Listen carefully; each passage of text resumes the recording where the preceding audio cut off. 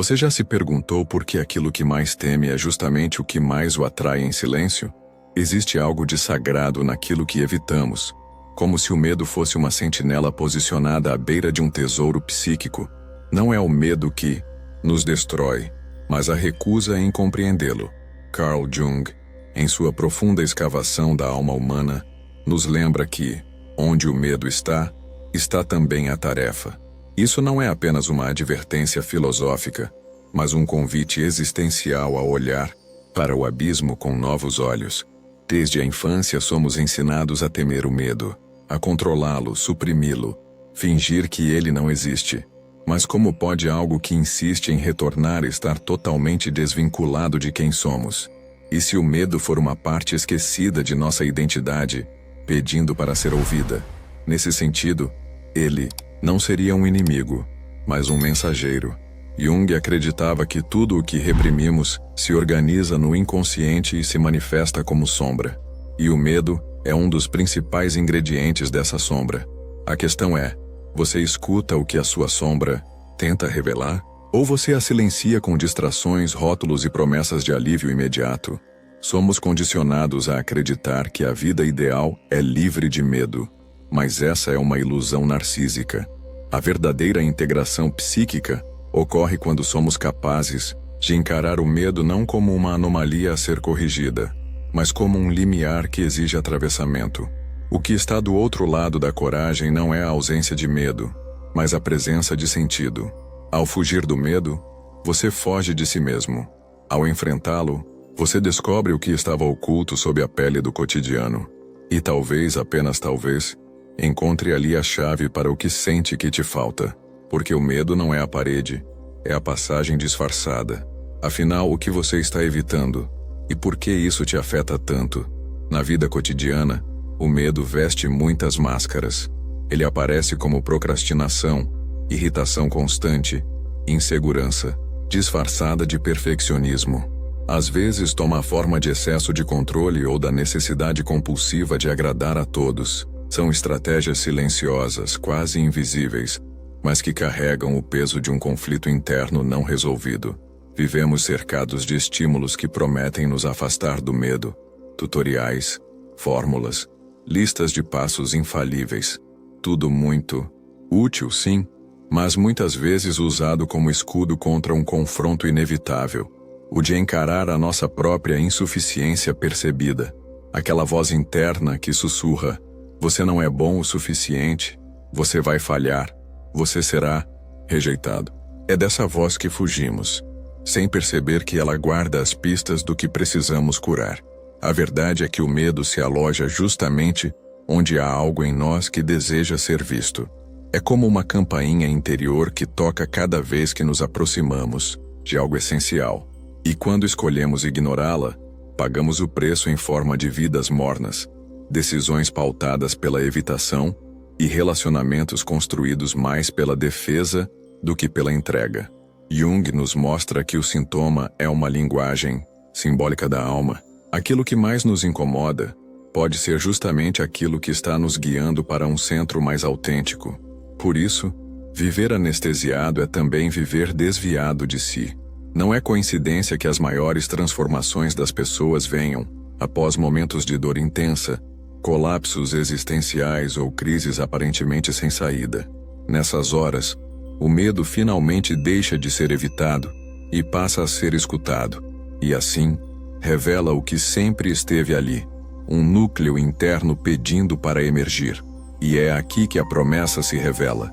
O medo não é um erro do sistema, é um código secreto da sua psique, uma mensagem cifrada que, se compreendida, pode liberar acesso a partes esquecidas de sua essência. Em outras palavras, aquilo que falta em você, a coragem de falar o que sente, a liberdade de escolher um novo caminho, a força para soltar o que te prende, não está fora, está atrás do medo que você mais evita. A maioria das pessoas quer mudar sem desconstruir, quer paz sem enfrentamento, mas não há plenitude sem descida simbólica ao submundo da alma, onde moram os pedaços perdidos da nossa inteireza. E o medo é o sinal de que essa descida precisa acontecer. Ele indica: onde a vida está estagnada, onde o fluxo psíquico foi interrompido, é hora de parar de lutar contra o medo e começar a escutá-lo. Ele não quer te paralisar, quer te preparar, não quer destruir seus sonhos, quer revelar quais deles são realmente seus. Você consegue reconhecer onde o medo está tentando te guiar? Se até aqui algo em você começou a se mover, mesmo que sutilmente, isso não é por acaso. Quando tocamos o medo com palavras verdadeiras, ele reage. Às vezes recua, às vezes se manifesta com ainda mais força. Mas o importante é que algo começou a ser visto. E ver é sempre o primeiro passo para transformar.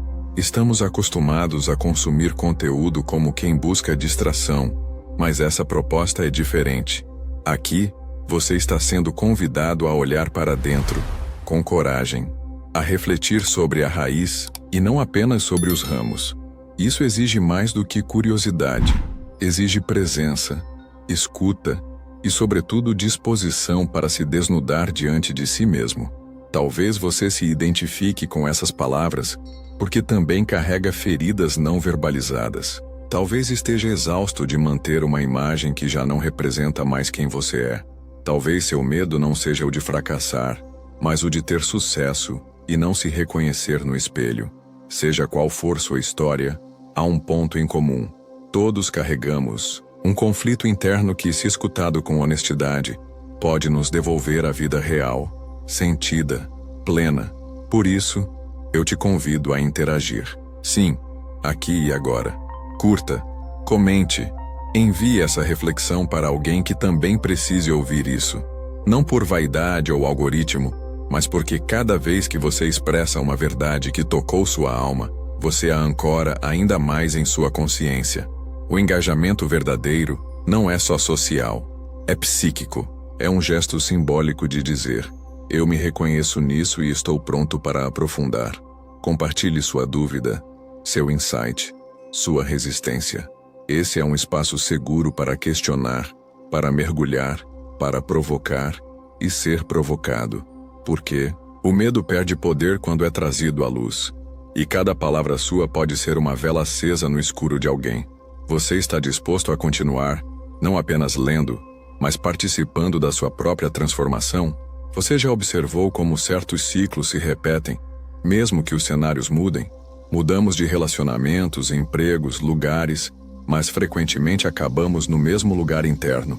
E então dizemos: por que isso sempre acontece comigo? Ou, achei que dessa vez seria diferente. Ocorre que o medo não se deixa enganar por geografias. Ele não obedece calendários nem contratos. Ele se infiltra nos bastidores da nossa mente e se manifesta por meio de padrões que tentamos racionalizar, mas que são, na verdade, repetições simbólicas de feridas não integradas. Quando algo em nós permanece inconsciente, ele se projeta no mundo. Carl Jung dizia: enquanto você não tornar o inconsciente consciente, ele dirigirá sua vida e você o chamará de destino. O medo, nesse sentido, é um operador invisível, moldando nossas decisões mais cruciais. Ele está presente quando desistimos de uma oportunidade por antecipação, quando sabotamos um relacionamento que estava indo bem, quando evitamos expressar uma opinião com receio de rejeição. São nesses pequenos atos, cotidianos, aparentemente banais, que ele mostra sua face real. Uma evidência clara da dominação do medo é o autoabandono. Ele ocorre quando você silencia sua verdade para manter um vínculo, quando finge estar bem para não incomodar, quando diz sim, querendo gritar não. Isso não é gentileza, é sobrevivência emocional. E esse tipo de sobrevivência tem um preço: o esvaziamento de si. Cada vez que você se anula para manter o externo em ordem, algo em seu interior se quebra. Mas o medo faz parecer que essa é a única opção segura. Ele diz: se você for você mesmo, será deixado. E como aprendemos isso muito cedo, seguimos obedecendo. Outro sinal comum da atuação do medo é o perfeccionismo, mas não o saudável, o defensivo. Aquele que exige controle absoluto para evitar crítica, rejeição ou fracasso. É o perfeccionismo que diz: se tudo estiver impecável, ninguém vai me ferir. Isso não é excelência, é trauma sofisticado. Esse medo vestido de competência, nos afasta da espontaneidade e da vulnerabilidade, que, ironicamente, são os caminhos mais diretos para a conexão real. Quantas vezes você deixou de começar algo por medo de não ser bom o suficiente?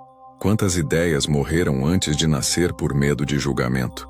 A procrastinação também é uma manifestação silenciosa do medo.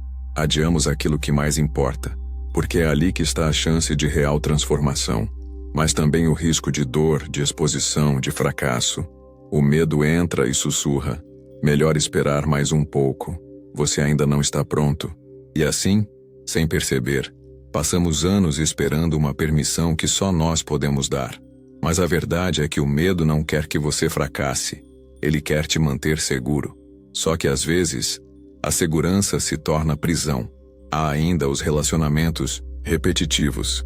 Pessoas que sempre acabam com parceiros indisponíveis, controladores, críticos. É como se houvesse uma atração invisível por aquilo que mais fere. Isso também é um sintoma.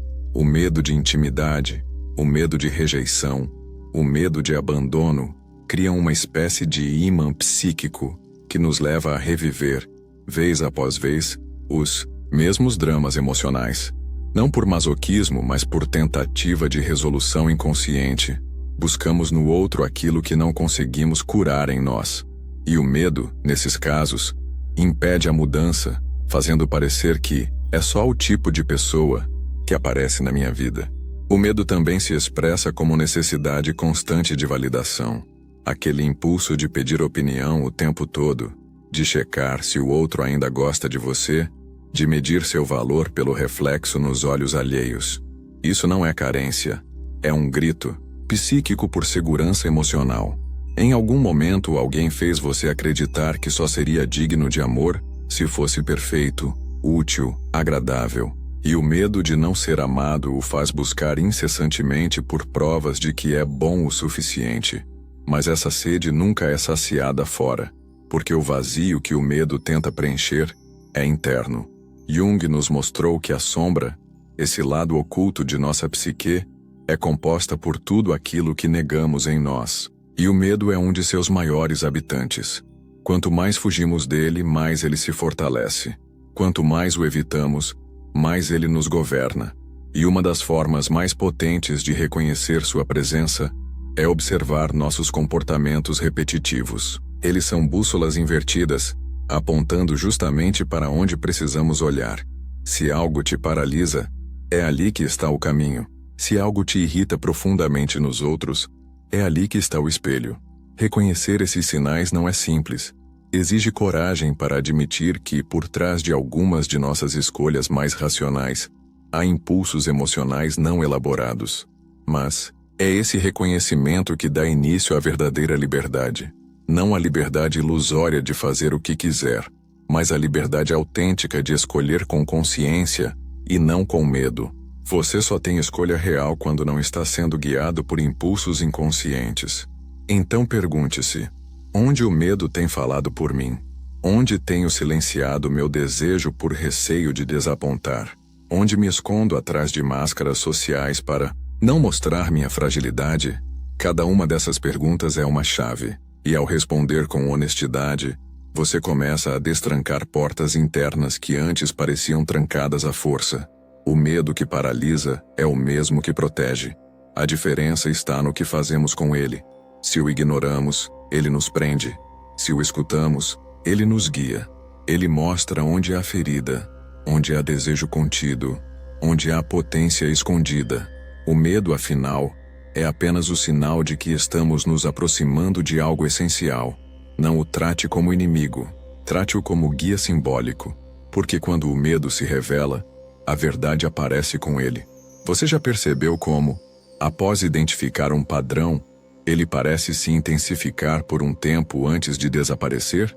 É como se, ao trazer à tona um conteúdo oculto, ele ainda tentasse nos desafiar uma última vez como um guardião à frente de um portal.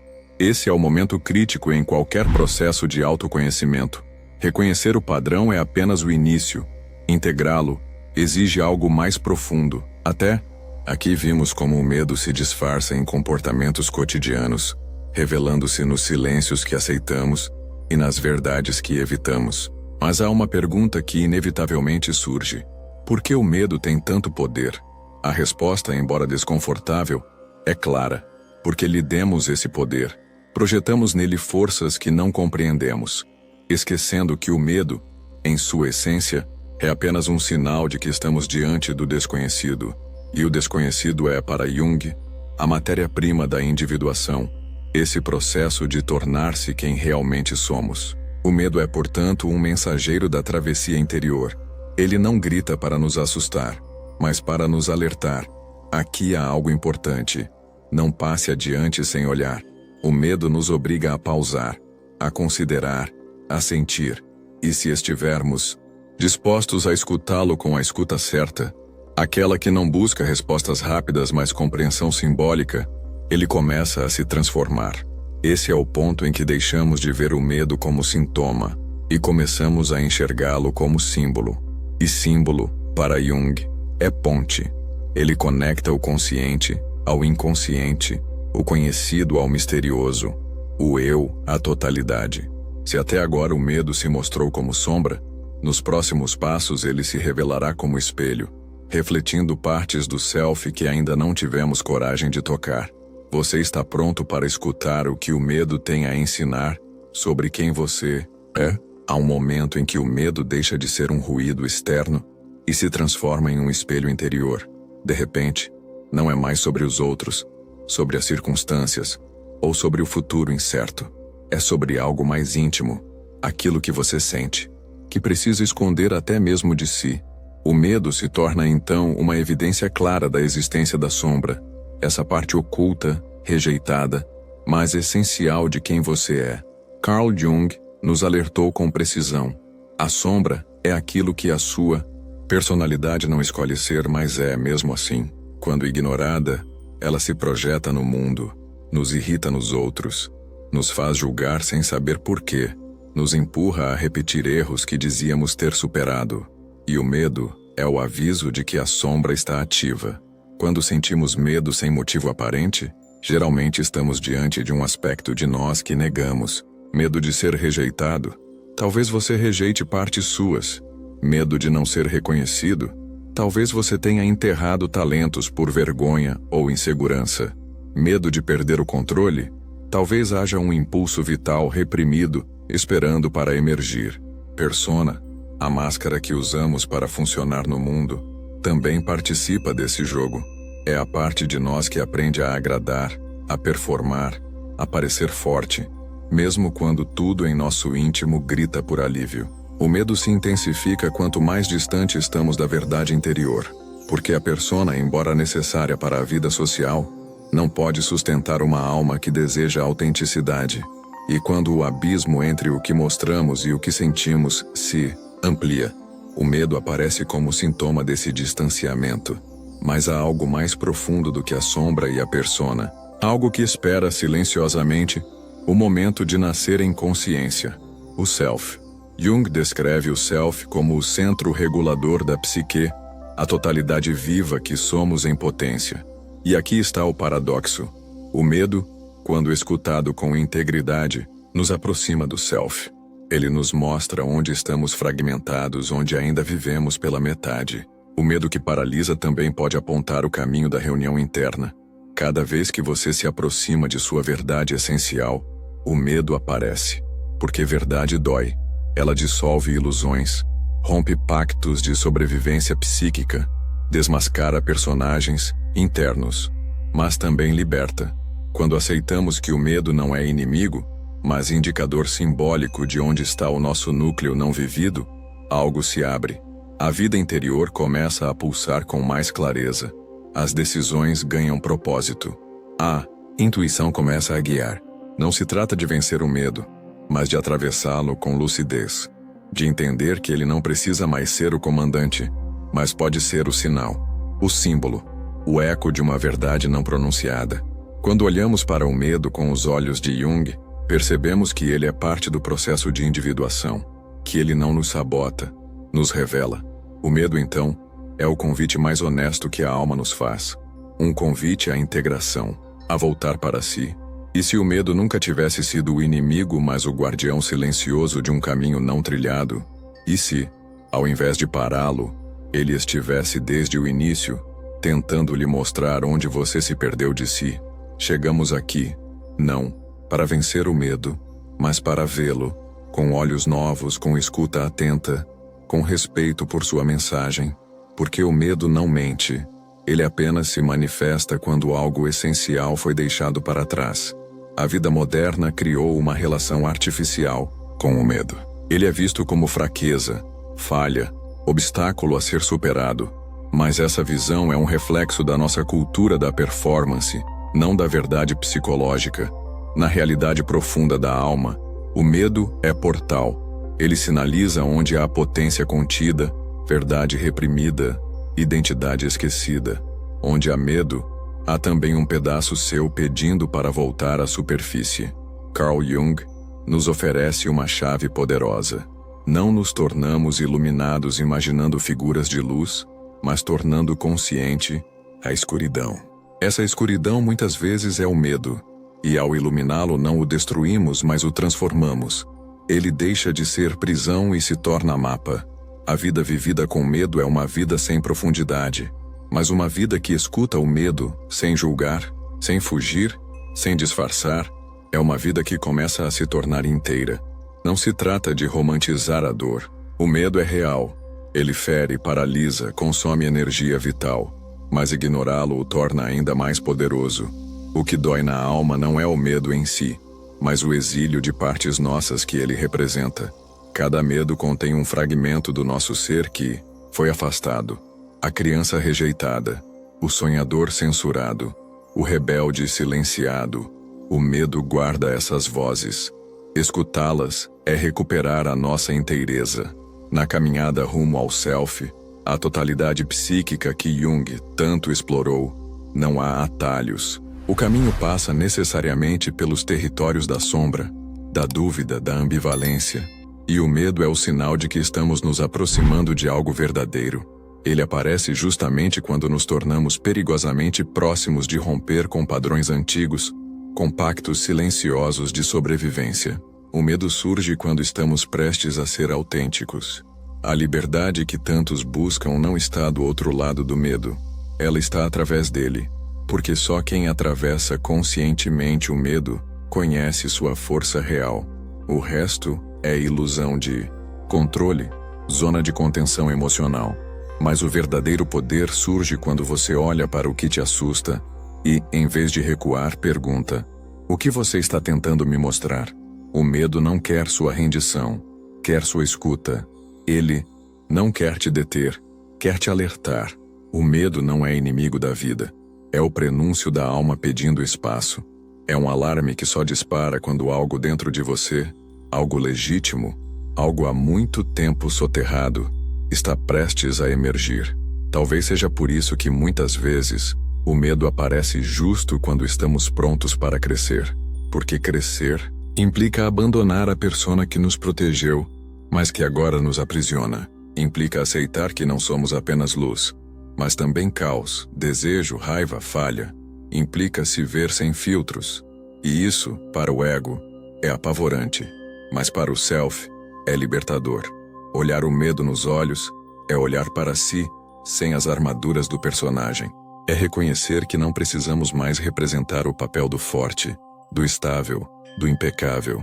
Podemos ser reais, e ser real é a única maneira de ser inteiro. Tudo o que você procura, sentido, conexão, autenticidade, está do outro lado do medo mal compreendido. E essa é a virada. O medo não te separa da vida. Ele te conduz à vida que você ainda não ousou viver. Então, agora que chegou até aqui, olhe para dentro com honestidade. Não fuja. Não racionalize. Apenas sinta. Onde está o medo em você hoje? O que ele está te impedindo de fazer, de dizer, de assumir? E se, em vez de evitar, você o convidasse para uma conversa? O que ele revelaria sobre sua história, sobre seus desejos, sobre tudo aquilo que ficou esquecido? O medo pode ser a chave exata daquilo que falta, não por acaso, mas por coerência psíquica. A ausência que você sente talvez não seja falta de algo externo, mas a ausência de você mesmo em sua vida. E o medo sabe disso. Por isso ele grita. Por isso ele se impõe. Porque quer ser reconhecido não como obstáculo, mas como símbolo. Agora, antes de partir, deixo uma pergunta. Não para ser respondida apressadamente, mas para ecoar dentro de você, talvez por dias, talvez por anos. O que dentro de você está pronto para nascer, mas ainda se esconde por trás do medo?